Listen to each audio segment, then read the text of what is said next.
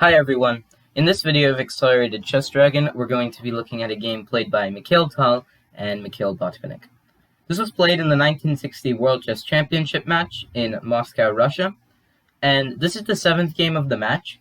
The previous 6 games all went into Tal's favor. He beat Botvinnik twice and drew against him 4 times. So it's a 4-2 score, with Tal having the lead. And in this 7th game, we're going to see if Botvinnik can try to win. Tal starts the game off with e4, and now c6 by Botvinnik. d4, and now d5. So this is the Caro-Kann, knight c3. You could go for many different variations from here. You could play e5, the advanced Caro-Kann. You can play e takes d5, which is the exchange Caro-Kann. But instead, Tal goes for knight to c3. And after knight c3 was played, Botvinnik just took the pawn, and now after knight takes e4, bishop to f5. So the classical variation of the Caro-Kann, and now Tal simply plays the knight back. Bishop to g6, and now rather a sideline of what is usually played, knight 1 to e2. A normal move you'll probably see is a move like h4, which is threatening to trap this bishop with h5. And also another move is knight f3. And knight f3 is trying to develop a piece. It can be used to put the knight on e5, and the knight would get lots of activity from there. But instead of going for either of those options, Tal plays knight 1 to e2. And this is not a bad move, but this is not a move that you would see nowadays. The knight is trying to go to this f4 square, and on f4 it has lots of pressure against black's position. I mean, it's eyeing the d5 square, it's eyeing the g6 bishop, it's eyeing the h5 square. Maybe if black plays e6, then there could be some sacrifices on e6 from this knight on f4. So the knight coming to f4 is not a bad idea, actually. Knight d7 was played by Botvinnik, and now h4. Getting ready to play h5 and trap the bishop, and Botvinnik plays h6. h5 is not really a good idea now that knight 1 to e2 is played, because after knight f4, this h5 pawn is extremely weak. You either have to play knight f6 and you will defend it, but black will just compromise his pawn structure, and this will not end up well for him. So you can't go for h5, and h6 is practically forced. Knight f4 still, and now bishop to h7. If you ignore the fact that your bishop's being attacked and play something like queen c7 as black, then after knight takes g6, f takes g6, queen to g4, and then queen to d6 defending the pawn, you can play bishop d3 as white, and if you just look at the pawn structure, then immediately from a glance you can tell that black is worse. So black doesn't go for that, and he plays bishop to h7, and now bishop c4 by Tal. Tal is trying to put pressure on the f7 pawn, and in some cases a sacrifice on f7 could be played, and the queen could come into h5 because of the weak squares around black's camp. But Botvinnik just plays e5, he's trying to open the position up more. And now queen to e2 by Tal, just pinning the pawn. Queen to e7, and now if Tal simply moves his knight to a square like d3, then Botvinnik will just take the pawn on d4. So we have an exchange on e5, and now not exchanging the queens, but bishop e3 first, just normal development. And here bishop c5 by Botvinnik.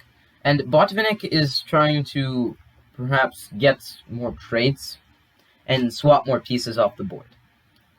And maybe he's doing this because he doesn't like the fact that all the pieces that Tal has can create an attack later on in the future.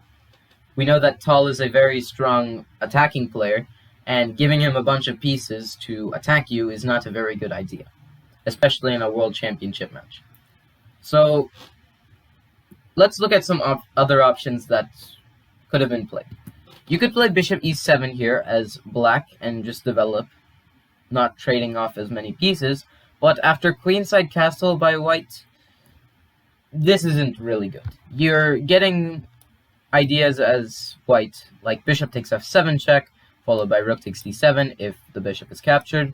The knight is very weak, and if you castle, which is probably the best as black, then, there are problems like you lose the pawn on f7, and yeah, this doesn't look too good. So, bishop e7, it doesn't look too good, but bishop c5 is really not a bad move, so why not play it? Note that you cannot play queen takes b2 here, because that would lose the queen after bishop to d4 check. So, no playing queen takes b2, bishop c5 was played. And now bishop takes c5, and here you're forced to take the queen. If you play knight takes c5, you lose your queen, and queen takes c5 is illegal. So queen takes e2 check, king takes e2, and now knight takes c5. And here, the c2 pawn is under attack, and Tal defends it with a tactic. He plays rook h e1, and this defends the c2 pawn indirectly. If you play bishop takes c2 here as black, then you will simply lose your bishop after king d2 check. So, therefore, Botvinnik just continues development, knight f6, and now b4, just attacking the knight cd7, and now you could play king d2 check immediately, defending the pawn, but Tal decides to play king to f1 check, a discovered attack on the king, and now after king f8, bishop to b3, defending the pawn this way. And here, Tal is getting ready to play a move like c4 and gain more space on the queen side. And here g5 was played by Botvinnik. He knows that if Tal is going to occupy the queen side, then he should occupy the king side. h takes g5 by Tal, h takes g5 by Botvinnik, and now knight h3, attacking the g5 pawn. It is extremely weak, and here rook to g8 was played by Botvinnik, defending the pawn, and here rook e to d1 was played. Rook a to d1, in my opinion, was a way better move, because it just gets the other rook activated, and this e1 rook is kind of paralyzing the movement of this king. And, for example, after king g7, you could play knight takes g5, but there's an even better move, which is rook to e7, simply attacking the f7 pawn and also attacking the d7 knight.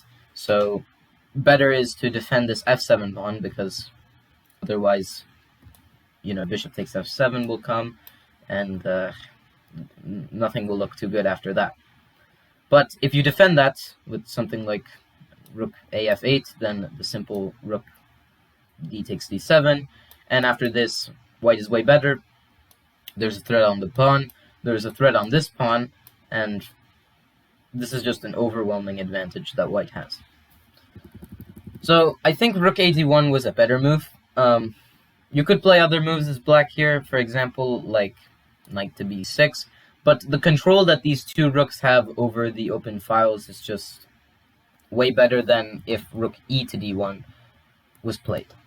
And rook e to d1, it does control the d-file, but it's not as good as rook a to d1, which puts both rooks centralized and controlling open files. And here black plays a5, just trying to break through, and he's also trying to open up the a-file. b takes a5, rook takes a5, defending the g5 pawn laterally, so now you could perhaps play king to g7, but rook d6.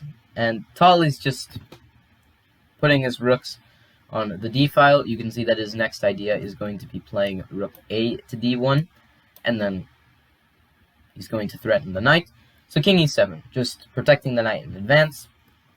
Rook a to d1 by Tal. He's just trying to get an overwhelming pressure on the d-file, and after rook e5, he plays a very nice move. And I encourage you to pause the video and try finding a good move that Tal can play that just gets him a very good advantage.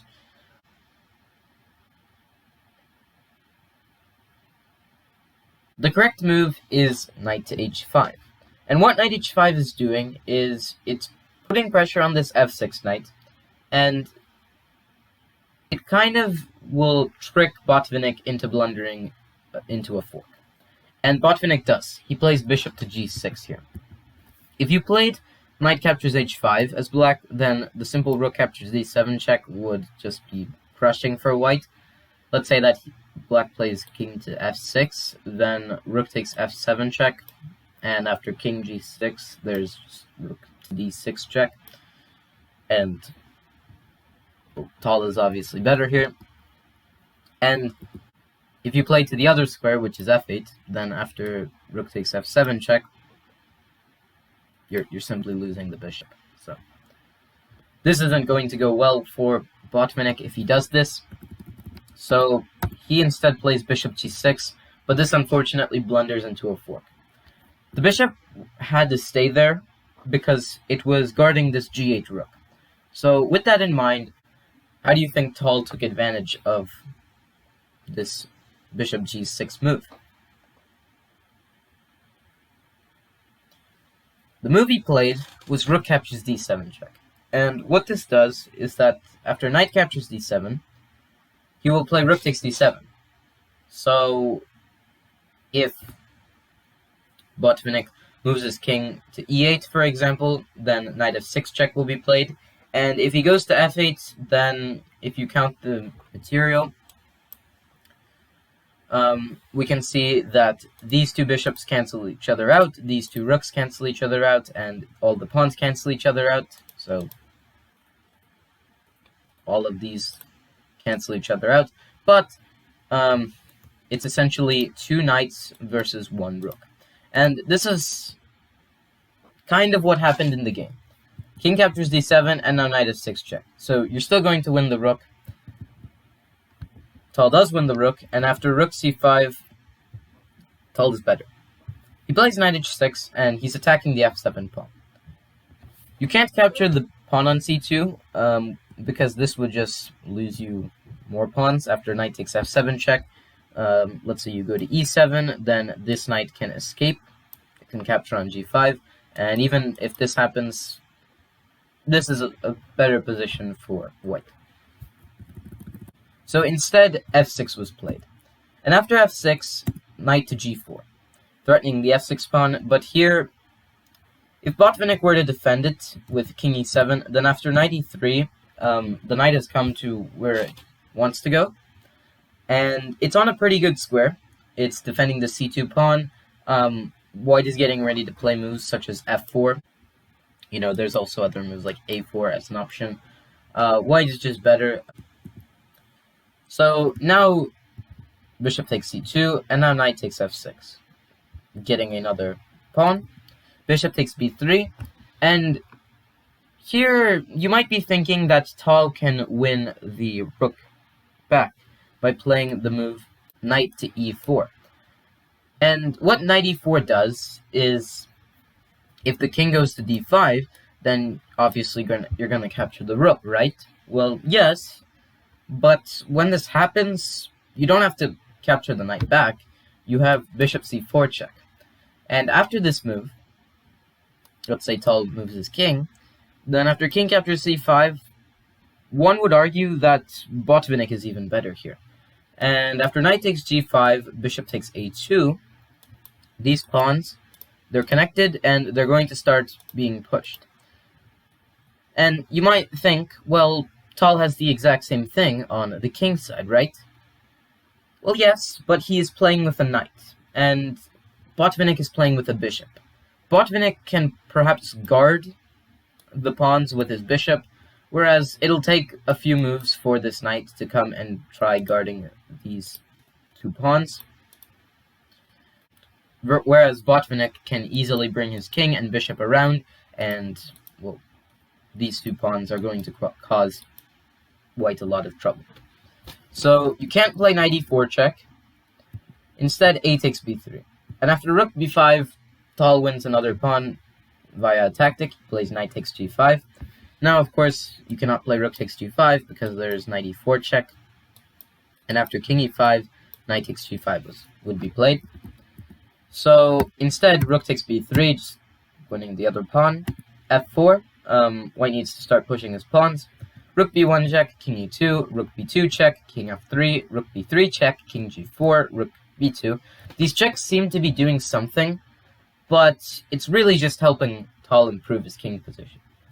G3.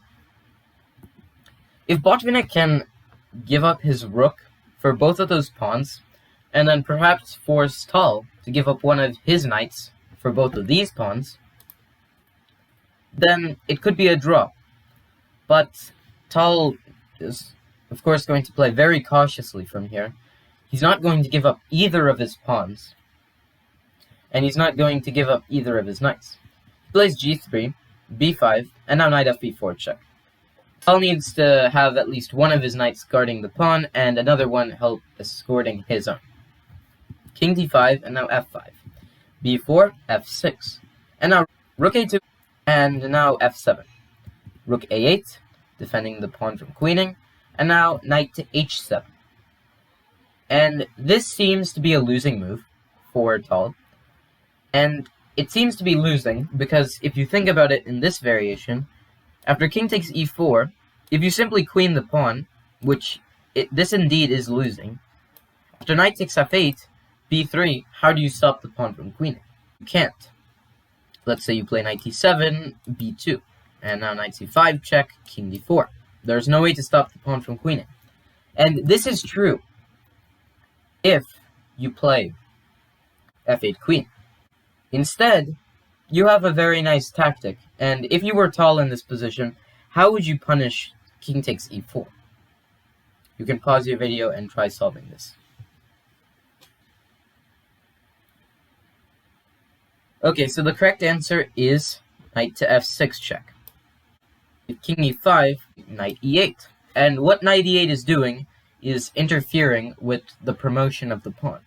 And there's essentially no stopping f8 queen. So, unfortunately, you cannot take the knight, and you have to go b3. You have to start pushing your own pawns. Knight e2 by Tal, just trying to guard the promotion square of the b pawn. b2, and although you could indeed play f8 queen, Tal decides to go for the safer route and play king f3. He's going to bring his king to help prevent the queening of both the c and b pawns. And this can be played because the a8 rook is essentially tied down to defending the f8 square from the pawn on f7 queening. So here, king d4 was played, and now king e2, bringing the king closer. c5, and now f8 queen. Rook takes f8, knight takes f8, and after c4, it seems like white may lose this, as the pawns are getting way too close to queening. But the knights come into play at the correct moment, knight e6 check, and after king d5, knight f4 check. And here black is lost. He played king d4, and after knight b1, he simply resigned the game. Because if you play c3 here, then there is king to d1, and this pawn will be stopped from queening, and a very nice victory for Tal. So I hope you all enjoyed the video, and if you have any suggestions or feedback for me, please let me know in the comment section, and stay tuned for more chess.